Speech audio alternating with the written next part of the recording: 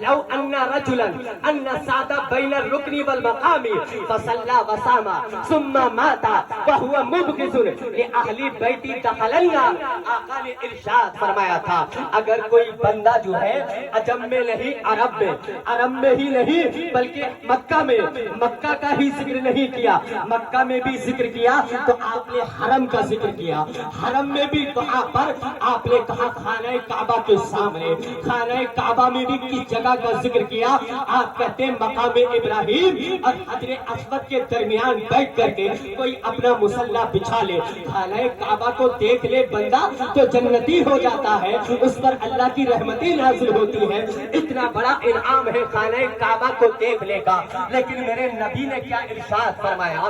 ایک بندہ خانہ کعبہ کے سامنے بیٹھ کر کے مصلی پہ بیٹھ کر کے دل میں اللہ کی عبادت کرتا رہے، رات میں اللہ کی عبادت کرے، دل میں روزہ بھی رکھے، لیکن اگر اس کے دل میں اہل بیت سے پیار نہیں ہے تو نبی نے ارشاد فرمایا کہ جب بھی وہ مرے گا تو جہنم میں جائے گا. اب مجھے یہ تو بتاؤ کہ جو دن بھر عبادت کرتا ہو، رات بھر عبادت کرتا ہو اور روزہ رکھتا ہو، پھر نبی نے کہہ دیا کہ وہ جہنمی ہے. آج یہاں سے یہ بھی مسئلہ نکال سکتے ہیں، زمانے والے ہمارے پاس بھی آتے ہیں اور آ کر کے اعتراض کرتے ہیں حضرت کوئی مسجد نبوی شریف کا امام ہے، کوئی حرم شریف کا امام ہے تو کیا اس کے حق پر ہونے کی یہی دلیل کافی نہیں ہے؟ معاذ اللہ رب العالمین. میں کہتا ہوں کہ مسجد نبوی شریف کا امام ہو چاہے حرم شریف کا امام ہو، وہاں پر امامت کے نمبر جب ملتے ہیں جب اہل بیت سے پیار ہوتا ہے، وہاں پر امامت کے نمبر جب ملتے ہیں جب نبی سے پیار ہوتا ہے. جس کے دل میں نبی سے پیار نہ ہو چاہے وہ امام 10 سال رہے یا 20 سال رہے، وہ جنت کی بو بھی نہیں پا سکتا ہے، وہ جہنم میں ڈھکیلا جائے گا. اب میں آپ کو بتانا چاہتا ہوں کہ کتنا بڑا مقام رکھتا ہے میرا حسین. آج زمانے والوں نے کہا کہ حسین گئے تھے تو اقتدار کے لیے، نہیں میرے دوستو، میرے حسین کی نظروں کے سامنے تو اپنے نانا کی ایک حدیث بار بار گردش کر رہی تھی، بار بار اصرار کیا صحابہ نے، حضرت جعفر نے اصرار کیا، حضرت عبداللہ ابن عباس نے اصرار کیا، حضرت عبداللہ ابن عمر نے اصرار کیا، حضرت عبداللہ ابن زبیر نے اصرار کیا. کہا کہ آقا حسین آپ نہ جائیے، وہاں کے حالات صحیح نہیں ہے. کوفیوں کا عالم تو یہ ہے الکوفی لا یوفی، کوفی وفا نہیں کیا کرتے ہیں. میں آپ کو بتانا یہ چاہتا ہوں کہ امام حسین کو پتا تھا کہ میرے پاس خط تو آئے ہیں لیکن آپ کے جانے کی وجہ تسمیہ وہ خط نہیں تھے، بلکہ آپ کے جانے کا مقصد یہ تھا کہ آپ کے نانا نے جو ڈیوٹی آپ کی لگائی تھی اس ڈیوٹی کو انجام دینا تھا. آپ نے اپنے رفقا کو اکٹھا کر کے آپ نے بار بار اپنے نانا کی حدیث سنائی. کون سی حدیث سنائی؟ امام حسین کو صرف شہید اعظم ہی مت سمجھنا بلکہ فقیہ اعظم کا نام ہے حسین، محدث اعظم کا نام ہے حسین، مفسر اعظم کا نام ہے حسین. قسم خدا کی جو صحابہ کے درمیان ایک امتیازی خصوصیت رکھتی ہے اس ذات کا نام ہے حسین. میں آپ کو بتانے چلا ہوں، آپ یہ نہ سمجھ لینا کہ امام حسین کی جو شان بیان کی جا رہی ہے تو ان کے علاوہ کسی اور کی شان نہیں ہے. ہم سب کی شان بیان کرتے ہیں. حضرت ابو بکر صدیق نبی کے بعد سب سے افضل ہے، ان کے بعد حضرت عمر ہے، ان کے بعد عثمان غنی ہے، ان کے بعد مولا علی ہے. پھر سب کا مقام الگ الگ آیا کرتا ہے، لیکن میرے حسین کی اس شہادت کا ذکر، میرے حسین کی اس جنگ کا ذکر آج پوری دنیا میں اتنی شہرت کیوں پکڑ گیا؟ حالانکہ اسلام میں جنگیں تو بدر بھی ہوئی ہے، جس جنگ کا ذکر قرآن میں ہے، جنگیں تو احد بھی ہوئی ہے، جس جنگ کے اندر حضرت امیر حمزہ کے جگر کو جو ہے لوگوں نے چبا کر کے رکھ دیا، لیکن جنگ احد کا اتنا ذکر نہیں ہے، جنگ بدر کا اتنا ذکر نہیں ہے. آخرکار میدان کربلا کا اتنا ذکر کیوں؟ اس لیے کہ میدان کربلا، میدان بدر جو تھا وہ کافر اور مسلموں کی جنگ تھی، اور میدان احد جو تھا وہ کافر اور مومنوں کی جنگ تھی. لیکن میدان کربلا جو تھا تو زمانے والے آج یہ سمجھتے ہیں کہ یزید جو ہے مومن تھا اور جو ہے امام حسین بھی مومن تھے، کہ یہ دو مومنوں کی جنگ ہے، اس لیے کہ حسین کے خیمے میں بھی نماز تھی، یزید کے خیمے میں بھی نماز تھی، اس لیے اس جنگ کو اللہ پاک نے اتنا مشہور کر دیا، اتنا مشہور کر دیا کہ یزید نے جو ظلم و ستم ڈھائے ہیں، قسم خدا کی جو اس نے حسینی خیمے میں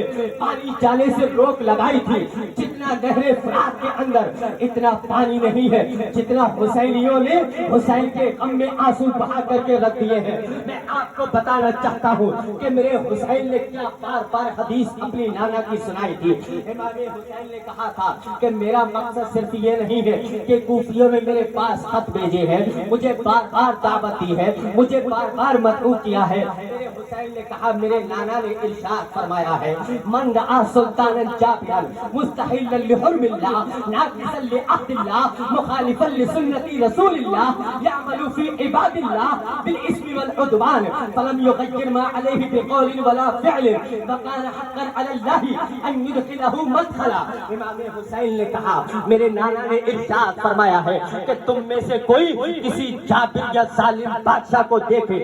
امام حسین نے میدان کربلا سے سب سے بڑا پیغام یہ دیا ہے کہ جب بھی ظالم آپ کے سامنے آئے تو آپ کو ڈرنے کی ضرورت نہیں ہے۔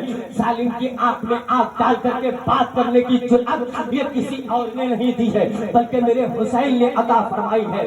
اتنا بڑا لشکر لے کر کے آیا تھا، اتنی بڑی حکومت رکھتا تھا، لیکن میرا حسین گیا ہے تو 72 افراد پر مشتمل ایک قافلے کو لے کر کے گیا ہے، تو میرے حسین نے بتا دیا کہ ظالم چاہے کتنی بڑی طاقت رکھتا ہو لیکن جو حق پہ ہوتا ہے وہ ظالم سے ڈرتا نہیں ہے۔ میرے حسین نے کہا کہ میرے نانا نے کہا ہے کہ جب ظالم اللہ کی حرام کردہ چیزوں کو حلال کر دے، حلال کردہ چیزوں کو حرام کر دے، اللہ کے عہد و پیمان کو توڑتا ہو، رسول اللہ کی سنتوں کی مخالفت ہو رہی ہو، اللہ کے بندوں کو گناہوں میں مبتلا کر رہا ہو، تو کہا کہ میرے نبی نے کہا ہے کہ تم میں سے اس بندے کا یہ حق بنتا ہے کہ اگر طاقت ہے تو اپنے بازو سے روک دے، اگر بازو سے نہیں روکے گا تو زبان سے روک دے۔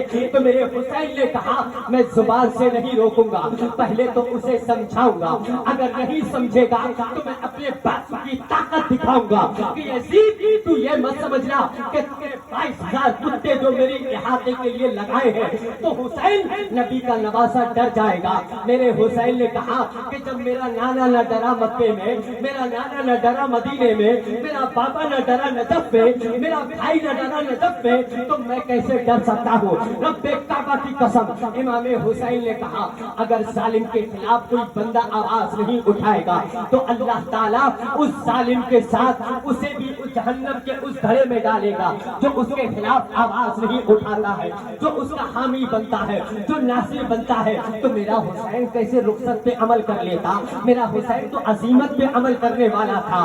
پھر میرے حسین نے مزید تقریر کی، آپ نے اپنے خطبے کو اور آگے بڑھایا، آپ نے ارشاد فرمایا، الا ان هؤلاء قد لزموا طاعت الشیطان وترکوا طاعت الرحمن۔ آپ نے ارشاد فرمایا، واستأثروا بالفیء واظہروا الفساد۔ آپ نے ارشاد فرمایا، وعطلوا الحدود واحلوا حرام اللہ وحرموا حلالا۔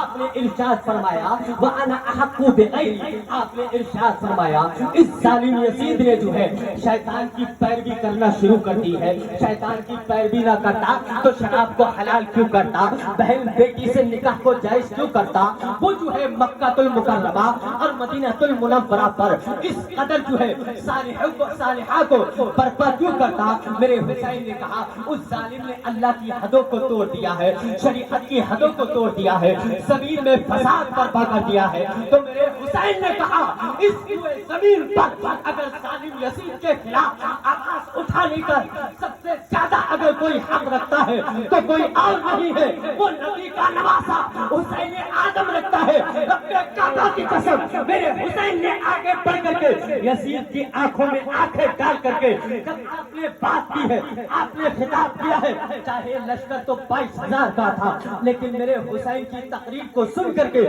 یزیدی خیمے کے اندر ہلچل ہوتی ہوئی نظر آ رہی تھی۔ اسی لیے تو میرے امام نے کہہ دیا تھا کہ تیری نسل پاک میں ہے بچہ بچہ نور کا، تو ہے اہل نور تیرا سب گھر۔